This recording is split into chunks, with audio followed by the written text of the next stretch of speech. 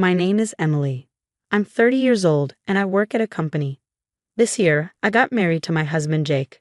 The only unusual thing about our marriage was that Jake already had 2 children from his first wife, who passed away last year.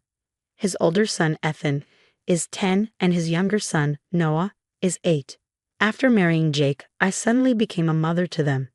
Noah accepted me right away and treated me like his mom. But Ethan was different. He kept his distance, spoke to me awkwardly, and didn't seem comfortable around me. I understood that he was still grieving his mom, so I didn't rush him. I just hoped that little by little he would open up to me. 2 years later, I found out I was pregnant. Soon, I gave birth to a healthy baby girl, Lily. Ethan and I were still not very close, but he was incredibly protective of Lily. He loved her like a real little sister. Overall, our family was doing well, but there was one big problem. Jake's parents were always mean to me. His father, Robert, and his mother, Linda, never missed a chance to put me down. Instead of being happy when I was pregnant, they criticized me. They said that because Lily was so much younger than Ethan and Noah, people would gossip about them being half-siblings. I couldn't believe it. Were they really so worried about what others thought that they ignored their own grandchild? Since Jake and I both worked, we often left the kids at Robert and Linda's house, and we usually had dinner there after work. Every time we ate together, Linda would throw insults at me. "You're a woman, but you don't do anything around the house. You just work, have a kid, and that's it. What a shameful wife you are," she would say. She only said things like this when the kids weren't around. Robert also took any chance he could to blame me for things. Over the years, they had yelled at me and lectured me so many times that I couldn't even remember all the insults. But the worst part, they would purposely leave me out during dinner. They would serve food for everyone except me. Then Linda would smirk and say, "Oh dear Emily, looks like we forgot your portion. But it's fine, you're trying to lose weight anyway, right?" Then she would laugh. She said I didn't need to eat much, but the truth was they weren't letting me eat at all. And Jake, he just sat there and ignored everything. He didn't defend me, he just ate his food like nothing was happening. In the middle of all this, the kids were the only ones who stood by my side. Noah would offer me some of his food, saying, "Here, you can have this instead." Even Ethan, who usually didn't talk to me much, would quietly say, "This is really good," and place some of his food on my empty plate. When Robert and Linda saw this, they were not happy. But I ignored their disapproving looks and accepted Ethan and Noah's kindness. I think the only thing that kept me going was the kids being on my side. Without them, I might have broken down a long time ago. But no matter what, Robert and Linda's bullying never stopped. Little by little, I felt more and more trapped. And as always, my husband was completely useless. Actually, Jake was on his parents' side. The other day, he even told me, "Don't embarrass my mom and dad too much." It was as if he blamed me just because the kids gave me their food, making Robert and Linda realize how cruel they were being. But wasn't that the truth? They were bullying me. So why was I always the one being blamed? I couldn't talk to anyone about how I felt. I was completely alone. I thought about divorcing Jake, but I couldn't bring myself to do it because Lily had just been born. As I kept struggling with these thoughts, time passed. Before I knew it, 2 years had gone by. In that time, I had lost about 33 pounds. My body had been healthy before, so losing that much weight made me look sickly. My face and cheeks had become noticeably thinner. Since I wasn't eating properly, people at work started to notice. They were worried about my health. One of the HR staff even scheduled a meeting with me, thinking I might be getting harassed at work. Every time they asked, I forced a smile and said, "Everything's fine." I acted like nothing was wrong. But deep down, I knew the truth. Everything was wrong. There were too many problems, and I was drowning in them. I didn't even know what the real problem was anymore. Then one day after New Year's, Ethan, now 15 years old, suddenly spoke to me. Are you okay? Are you sure you're not pushing yourself too much?" I was shocked. I never thought Ethan really liked me, so I never tried to bother him. That's why, even after living together for years, there was still a distance between us. But now, hearing such kind words from him, I started thinking back. Ethan had always been there for me. Even when Robert and Linda treated me badly, even when we barely spoke, he would still quietly share his food with me. He also took such good care of Lily. He was truly dependable. So when he asked me if I was okay, tears welled up in my eyes. I cried and cried, as if all the pain I had been holding in finally burst out. I knew it was embarrassing to break down in front of a 15-year-old, but I couldn't stop. Between sobs, I told Ethan everything I had been keeping inside for so long. He just listened quietly, and in that moment I realized something. Ethan, a teenage boy, was more reliable than my own husband, a grown man. When I finished talking, Ethan finally spoke.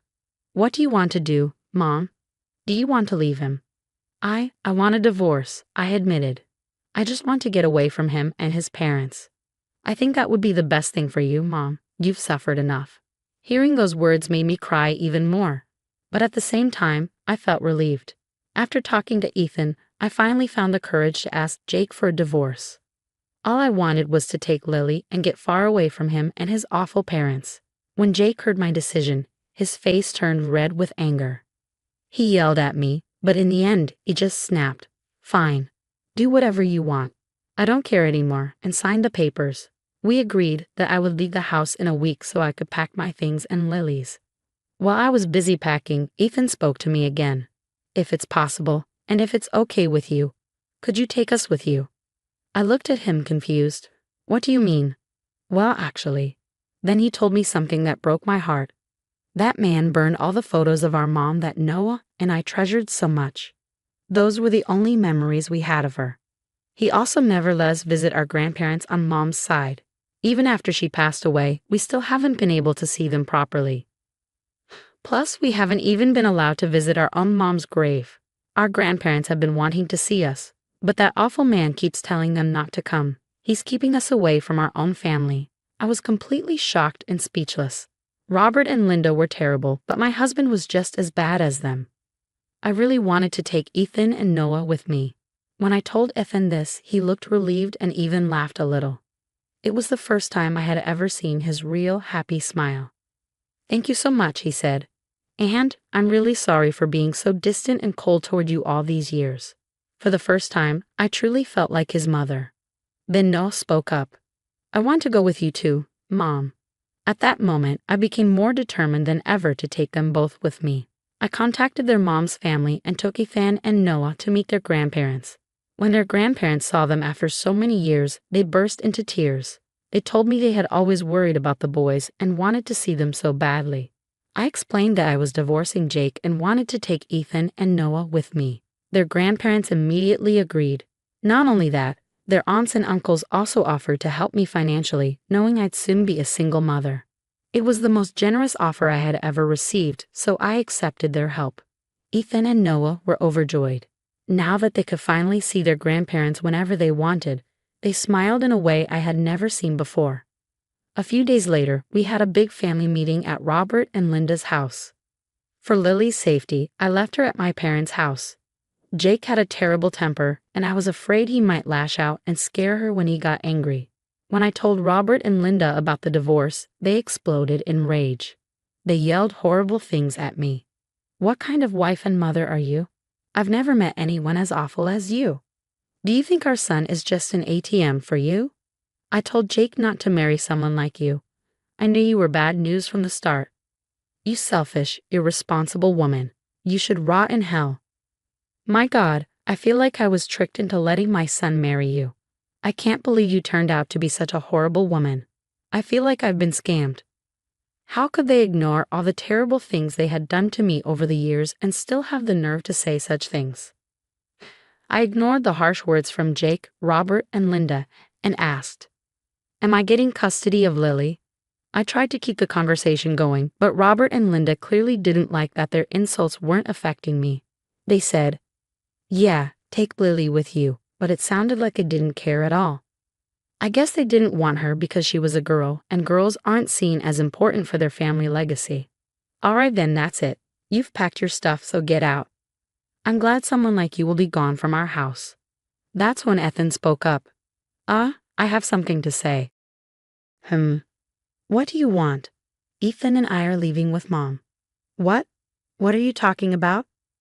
"No, we're not staying here anymore. You ignore everything horrible you've done to Mom. But from our view, she's been a much better parent than you." "What did you just say, you little?" How dare you talk to your own father like that?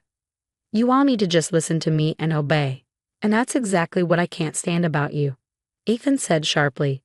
You try to control everything you can, Mom, who passed away because of you. She suffered so much, and in the end, she took her own life because of you. And not just you, Robert and Linda, it's your fault too. You used to treat our mother just like you treat Mom now. Did you think we wouldn't notice just because we were kids? You're all terrible people, and we're ashamed to be related to you. Ethan's words hit Jake, Robert, and Linda hard. Robert and Linda went silent, looking down, but Jake was shaking with anger. His pride made him shout, "Shut up. I don't want anything to do with you and Ethan anymore.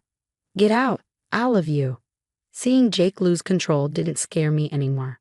Before we left, we all glared at Jake, and I said, "Looks like we won't be seeing each other again. Goodbye." And we left the house together.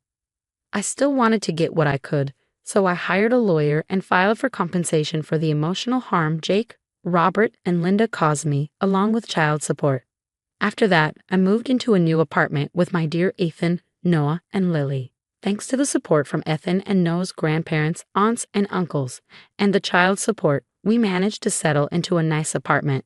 Each of the kids had their own rooms, and I had my own room too.